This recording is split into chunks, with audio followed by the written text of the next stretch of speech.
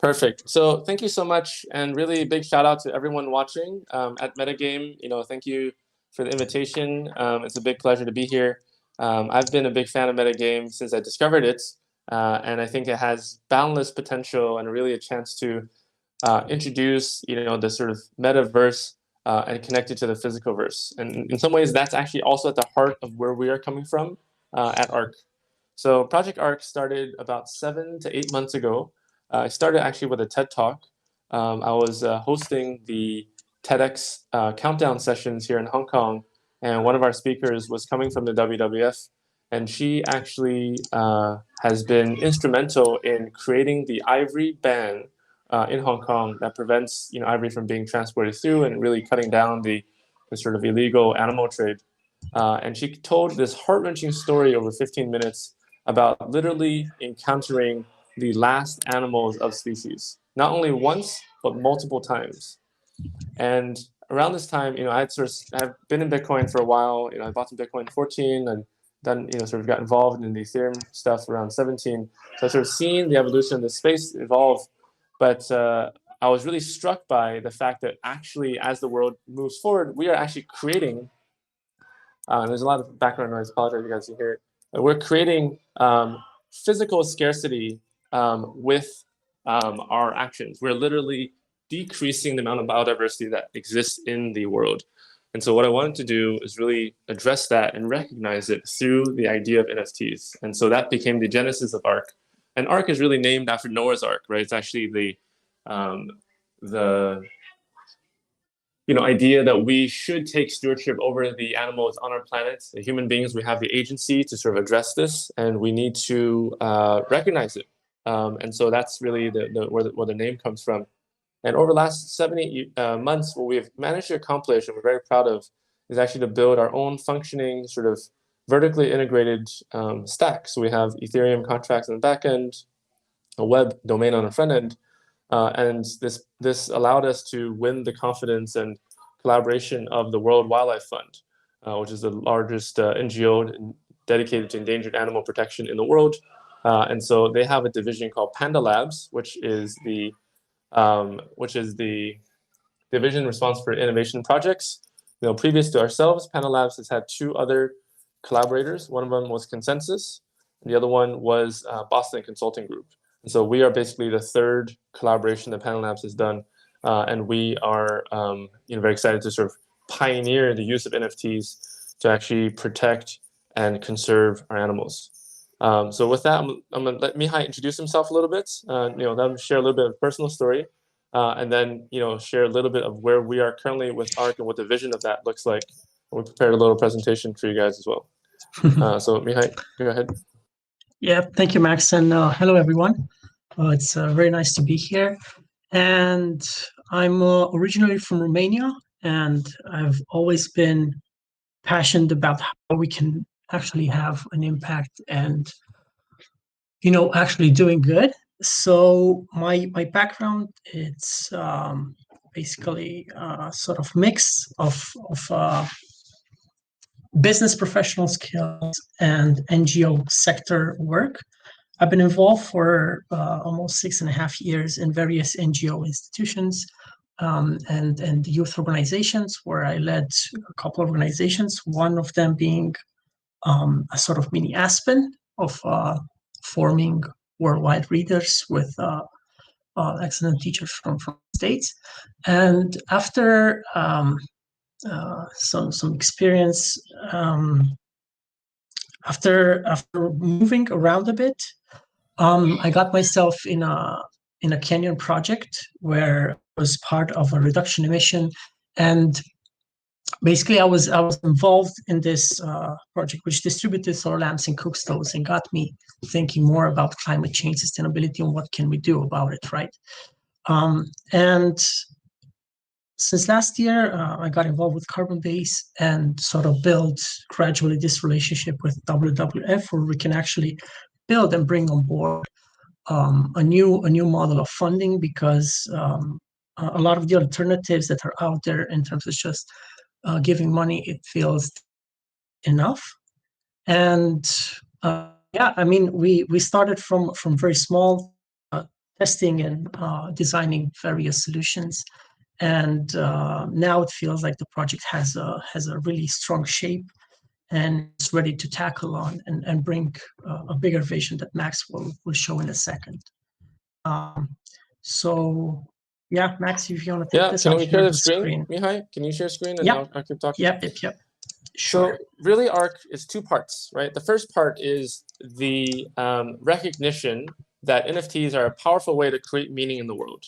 And so what we want to do is create a marketplace where social good and environmental conservation are actually placed at the forefront of the NFT value creation.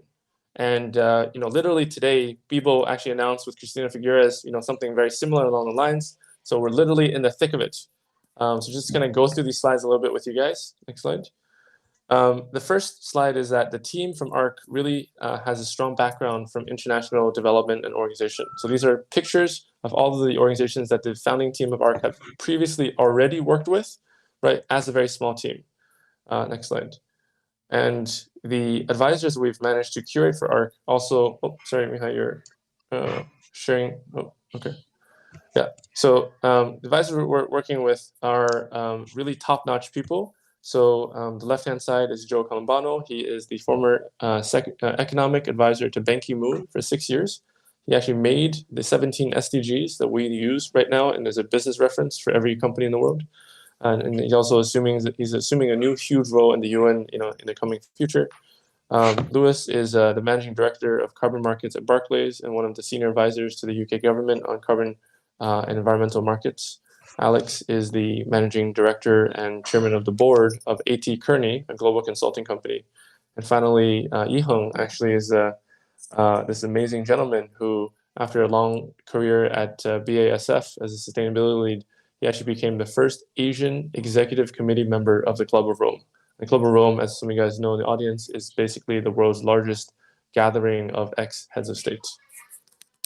So next slide. And we're very proud of this reputational persuasion we're able to do with the WWF, right? So this is actually the first time that a global NGO has actually thought about issuing NFTs with a very clear mandate and mission of what that NFT is going to do. So you'll hear a bit more about that in the next few slides. So the long-term vision is that really we'll look at the major problems facing our world today. Climate change is number one on our mind because it really impacts every other problem.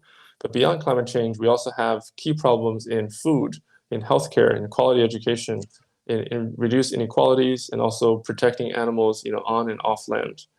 So what we want to do, next slide, is really look at the world's largest organizations that are involved in each of these verticals and actually then collaborate with them to create social cause NFTs. So to place this WWF collaboration in context, this is basically the first pilot program, underneath the, goal number 15. And if we succeed with this, we are going to go after all of the other ones. And so really this is a 10-year, journey that we're embarking on here at Ark. And to even broaden a little bit more and think about how conservation and sort of donations are structured today and where they should be. Right now there is a lot of efforts and NGOs trying to collect money in terms of cash donations, but the cash donations they raise essentially go into pure operating cost, meaning that at the end of the year they consume all that money and they have to go back next year hat in hand to basically beg for more money. I don't mean beg pejoratively, but I mean that the power dynamic is not really in their favor. However, something really interesting happened recently. So the township of Toledo, Ohio, actually voted to give Lake Erie legal personhood. And then the reason for that is to create a dynamic where this Lake Erie actually is able to protect itself from the problems of pollution and dumping. And this is usually referred to as a tragedy of the commons. But with this personhood, you can actually start having an important capacity to actually help the people with this cause. So what I think we should do is we should really think about, okay, once it is a person, how do we actually make it into not only a person, but also a rich person, right? And so this is actually the idea of creating a natural endowment. So go to the next slide. What we hope to do is actually to raise a series of funds, kind of like a DAO form, that can then be conserved for helping these natural resources be able to manage their own finances using DeFi. And so here's a lady called Eleanor Ostrom, who actually is one of the first, actually she is the first female person to win the Nobel Prize in Economics for the contribution of solving the common resource pool problem, which is basically tragedy of the commons. And our key insight of actually, in being inspired to do ARK is actually to take her theory and research and codify it on chain into DAOs that can then manage, right, the sort of collective ownership and actually modulate the behavior of individuals so they actually get to collaborate effectively. And I just want to give a quick shout out to Johnny, who's also joined us from ARK today. And I'll also let him share a little bit in a second. So we keep going on the slide deck. So what we're trying to do is really vet projects, monitor and evaluate their impact, and finally communicate their impact, using the relationship of a local audience with the global community. So the world is watching as climate change happens right now, and there's not many ways for individuals to participate. But if we see from GameStop, people are willing to vote with their feet and their dollars. And so we actually want to create a way for people to support meaningful projects that they believe in, purchase NFTs that support these causes, and then the NFTs themselves, because they're limited edition and have special, sort of authenticity minted by the global NGOs, would also have collector value and not be purely a donation. They would actually potentially have collector value in the future. So just to go to the next slide, Johnny actually has worked very closely with other, prominent UN-endorsed conservation efforts. I'll let him briefly share about this one and a few other slides, and I'll sort of come back to wrap it up. And Johnny, this is the metagame community.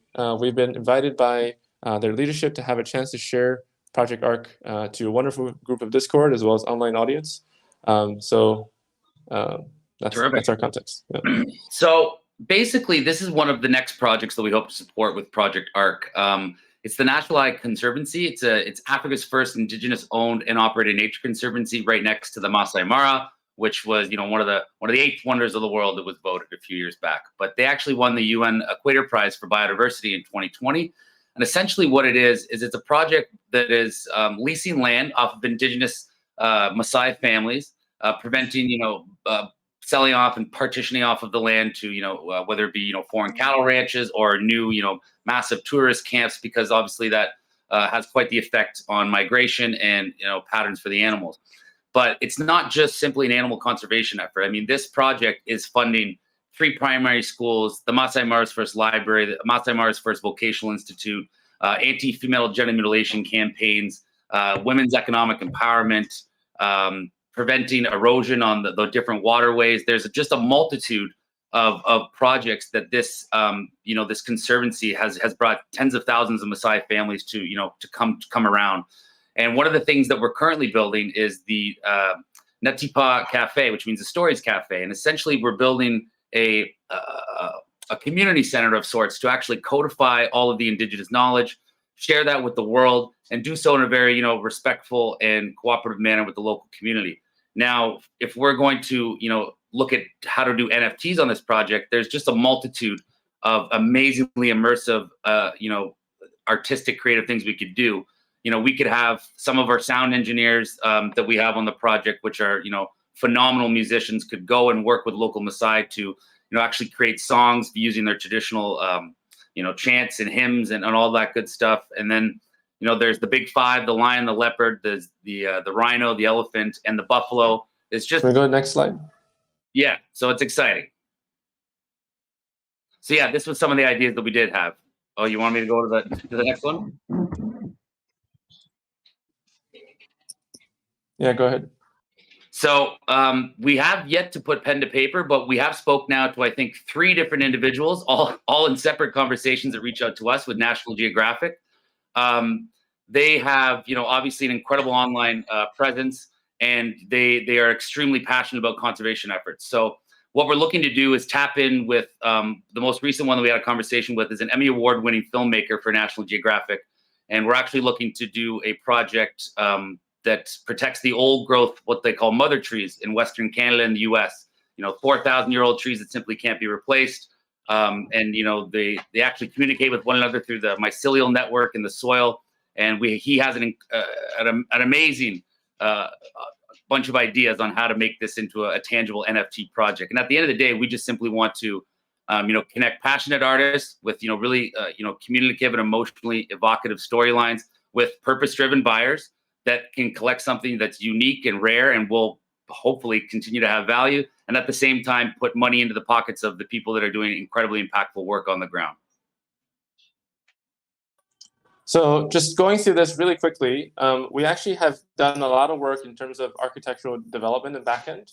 So we have today is essentially a website that works. You can actually buy our first ever NFTs, which are these endangered Amur leopards, and they basically are a pilot project. And then after that, we will officially launch the first collection with WWF basically at the very beginning few days of April.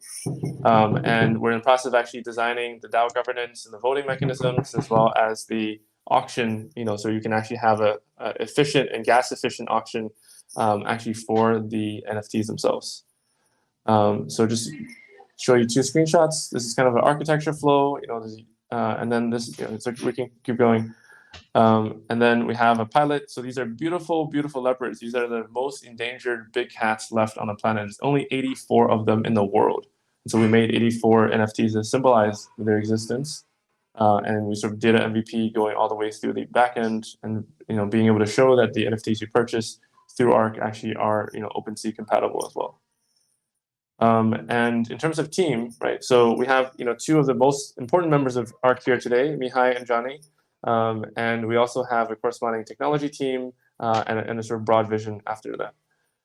So myself, I have been an investor in blockchain through the Hong Kong Family Office. I formerly was a teaching fellow at Singularity University. I was a data scientist at a Stanford-backed machine learning company, and also briefly spent some time at NASA Ames doing synthetic biology research for space applications. Johnny comes from a very deep history in international development and globalization, has two actually diplomas in social innovation and management, and also has worked extensively in Sri Lanka and Canada and also Kenya. Mihai, as you introduced earlier, is a very prominent leader, has led NGOs in Eastern Europe, and also has been our key project manager for Ark as a whole. Beyond ourselves, we also have people very experienced in blockchain and UI UX, full stack, and marketing. So this is a really incredible and passionate team, really motivated by beyond just cash, but really trying to make an impact with our limited time and efforts on the planet.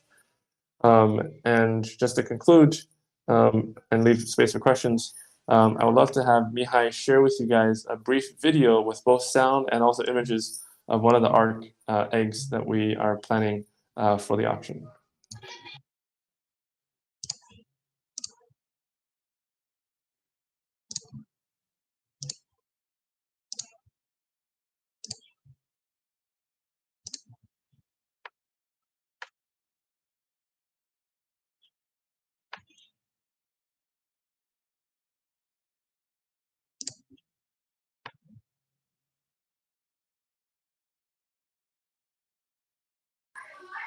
Do we have sound, Mihai?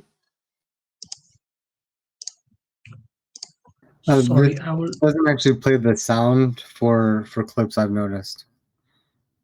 Okay, so unfortunately there's no sound, but give me a second. Give me a second. I think it's the video platform, Mihai. It's not you. So the thing is that we also found, so this is the first NFT we're making. It's actually for WWF Romania, and Mihai's from Romania. And the key symbolism is that Romania actually is known for having really strong decorative eggs.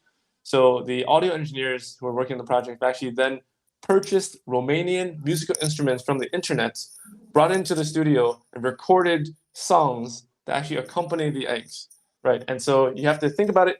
Hopefully we'll have a link for people to follow and it'll be stuff in the news.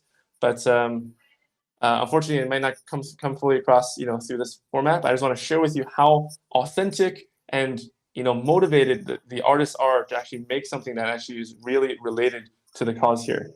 They actually, I just spoke with them. They're actually working right now with the NFT egg artist to slow down the frame rate and make it a full 3 minutes long, and an individual song with different instruments for each of the 4 eggs. So they're going full bore. Very, very, very intricate. Amazing. So I think we're running out of time here, but I just want to let Johnny sort of maybe finish us off, and just kind of share with the audience and everyone watching, like where we're coming from, where we hope art can be, and finally an invitation to everyone for collaboration and follow up with us. Yeah, I mean, ultimately, guys, here's the fact of the matter. This could revolutionize fundraising for incredibly impactful conservation efforts. This can give agency and resources that are desperately needed in a world that we are vastly mistreating, right? And much like art itself, nature is kind of one of those things that transcends borders, race, color, creed, and ideology. And it's something that we found within 2 weeks of trying to recruit. We have almost 100 artists that are all willing to give their time, their effort, their resources, and just contribute. So this is something that I think will also be able to bridge the gap very well into the world of people who don't know what an NFT is yet, because everybody, for the most part, knows what WWF is. And I think for the most part, most people want to live in a happy, healthy environment and world, right? Nobody wishes ill upon the animals of the world. So, you know what I mean? It's just something that we can all come together through. And I think it's we can do a hell of a lot of good. We're really excited about it. I'm definitely really excited about it. It's amazing to see projects like this, because it seems to me like NFTs in particular, beyond anything else in the crypto space that I've encountered, bring people together from across so many different disciplines. I mean, you three, just yourselves, are perfect examples of that. And then add in the artists and the musicians and everyone else all coming together for a common purpose. That just really, really amazes me. So I was just kind of wondering how you guys came across each other, how you met and actually formed your team, because you sound like a great model for other people looking to do some purpose-driven work. Any of you can answer. Yeah. So I was very lucky actually to meet Johnny in Kenya 6 years ago now, right? So he was there, Amani Fellowship, working with the Conservation Project, and I was invited by one of his friends to come and give a talk about a data science book I had just published. And so we crossed paths, and we literally just spent 4 days together, but it was like really intense getting to know each other. And I was always struck by how incredible of a communicator and visionary Johnny was. And so when we started this project back in March, April, I reached out to Johnny. He was in Canada at the time. I haven't spoken in 5-6 years, and I shared with him, what we're thinking about, and he was immediately very keen to help. Right? And at the time, he had many other things going on, but he sort of generously took time out of his life to be a part of this and really have spearheaded a lot of our engagement. And Mihai and actually Johnny share the fellowship, the Amani Fellowship, in common. And so I've never met Mihai in real life, but we've worked together over tens of thousands of hours since we first started. So we see each other every day on video, and look forward to seeing him one day in person. But again, I think COVID is both a great tragedy and also a great enabler. It's really allowed us to expand our sense of how it means to collaborate. And here at this conference is a perfect example, right? We're literally reaching all kinds of people around the world, without having to really, burn too much fossil fuel for airplanes. And yeah, just is there anything else you guys want to say, Johnny, Mihai? No, I was just gonna say, when I first met Max, I was like, I gotta stay in touch with that guy. I knew he was gonna be a good friend to have down the road, and he came to me at the right time in my life, and I said, absolutely, I'm in. Yeah, from my side, I suppose it's this kind of mission or purpose that you're looking for, and you kind of feel it, and you express that idea into the universe, into the world, whatever you want to call it, the secret. You just launched that, and because when you least expect, good things happen. This was the sort of moment that happened when me and Johnny connected, and then me and Johnny connected with Max, and how all this incredible story got to unfold itself, right? And yeah, I feel incredible lucky to work with these guys. Every day I'm grateful for it, and I feel that is just sort of little snowball that we're kind of building and hoping that it will unfold and bring other people to it so that we can create a big avalanche, so to speak. That's really beautiful. I mean, you guys are very inspiring. So appreciate your time today and best of luck. I'm going to go potentially buy an NFT of a leopard. So our Twitter for everyone watching is We Are Project Ark. So if you search that, you'll find us on Twitter, and we're very excited to stay in touch with every one of you guys. Thank you so much to the metagame community for bringing us on, and hopefully we'll work together with you guys in the future.